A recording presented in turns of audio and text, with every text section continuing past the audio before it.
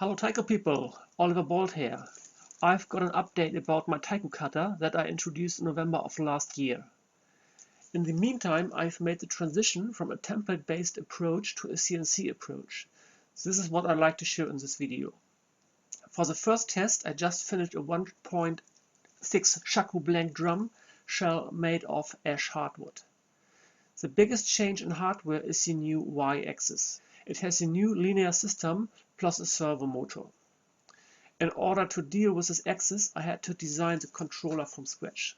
I can now manually move along all axes as well as using an automatic CNC mode to move along the drum's curve. Before making a real cut, I'm moving the router bit along the drum shell to see if everything looks fine. It does. So let's create some sawdust.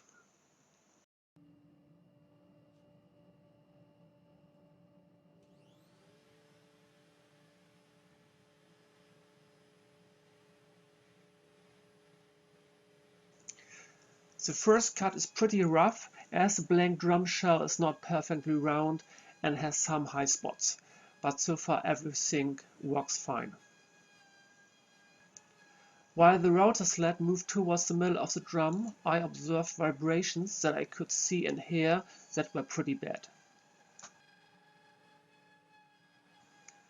I had to help by pressing the motor down. Of course, this is not okay for an automatic machine. Finally, I was happy to complete the first pass and stopped the first test. When I bought the linear system, I thought the 60mm steel axis would be really strong, but steel is elastic, as you can see here. I realized I needed a much stronger linear system. I found one that is called supported rail. A steel axis is mounted on top of an aluminum bar which gets screwed to the baseboard. For obvious reasons, that must be much stronger. After rebuilding the X-axis, I'm ready for the second cut.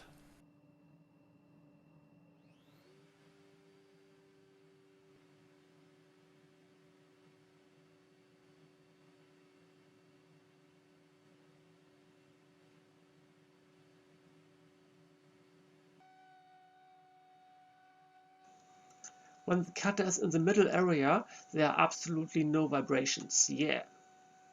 That change in hardware was worth time and money.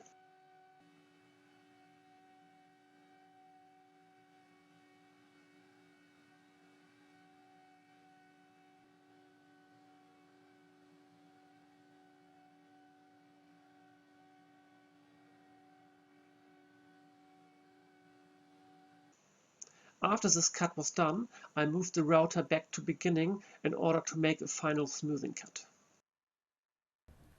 At the 0 position, I set the Y-axis to minus 0.7 mm.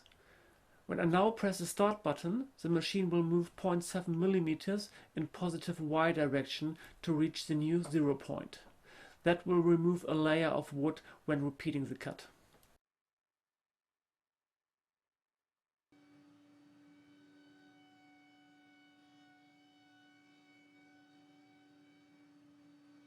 You can see the rough surfaces from the first cut that is now getting much smoother.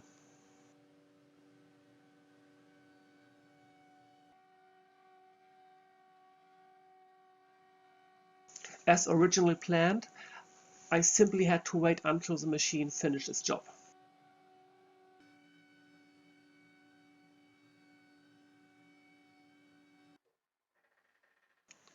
Without the vibrations, the router created a nice texture that was very consistent along the entire drum shell.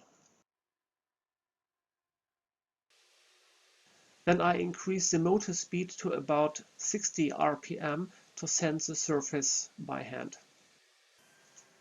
And at a lower speed, I repeated the pass with the orbital sender.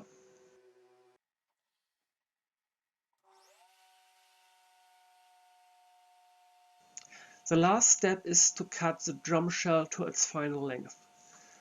For that reason, I switched to a straight router bit and made a manual cut in positive Y direction for about 14 mm. I had to be careful not to cut through.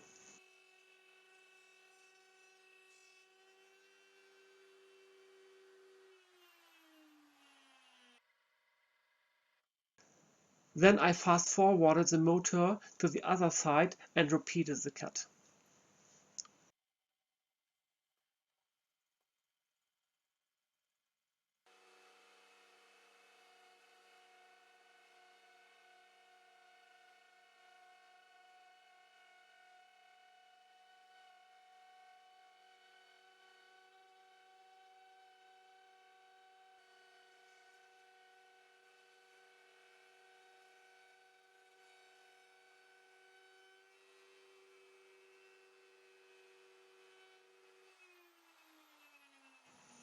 Wow, that's it. That is the first drum made on Taicut.cnc.